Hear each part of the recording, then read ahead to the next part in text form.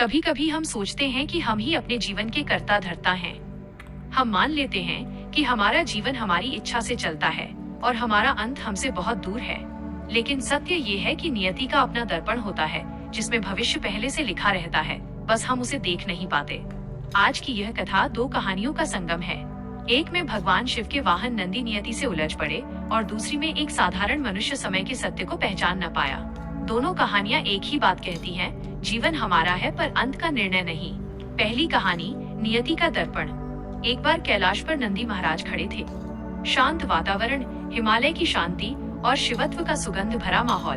तभी उन्होंने देखा, एक हिरनी थर-थर कांप रही थी। उसकी आंखों में मासूम भय था। नंदी का हृदय द्रवित हो उठा। उसी क्षण महाकाल भगवान शिव प्रकट हुए।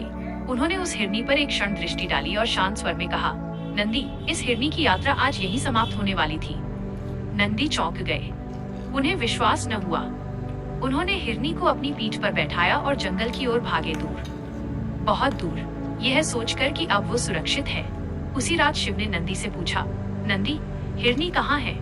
नंदी गर्व से बोले, प्रभु, उसे मैंने सुरक्षित छोड़ दिया, कैलाश से सैकड़ों कोस दूर। शिव मुस्कुराए, नंदी, उसकी मृत्यु नियति से आज ही होनी थी, पर यहाँ नहीं, सैकड़ों कोस दूर जंगल में। तुम्हें देखकर मुझे आश्चर्य हुआ कि तुम उसे ठीक वहीं छोड़ आए जहाँ उसका अंत तय था।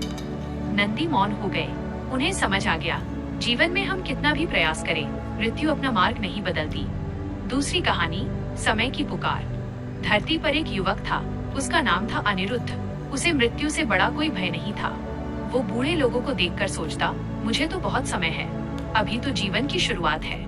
वर्ष गुजरे, बाल सफेद हुए, नींद कम हुई, शरीर धीमा हुआ, पर अनिरुद्ध ने सोचा, मृत्यु अभी तो दूर है।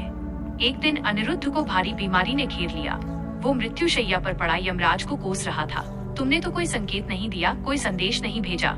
तभी यमराज प्रकट हुए और कहा, मैंने 4 संकेत भेजे थे। पहला, जब तेरे बाल सफेद हुए। दूसरा, जब तेरी शक्ति घटने लगी। तीसरा, जब तेरे अंग धीमे पड़ने लगे। चौथा, जब बीमारी ने शरीर को पकड़ लिया। लेकिन तूने हर बार कहा समय है, और आज वही समय समाप्त हो चुका है। और उसी पल अनिरुद्ध की यात्रा समाप्त हो गई। अंतिम संदेश।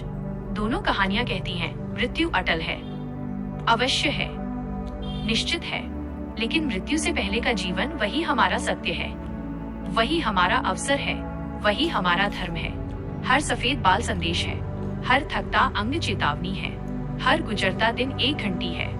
ईश्वर कहते हैं, जीवन को पूर्ण जियो, प्रेम से जियो, धर्म से जियो, सत्य से जियो, क्योंकि मृत्यु नियति है, पर जीवन तैयारी है।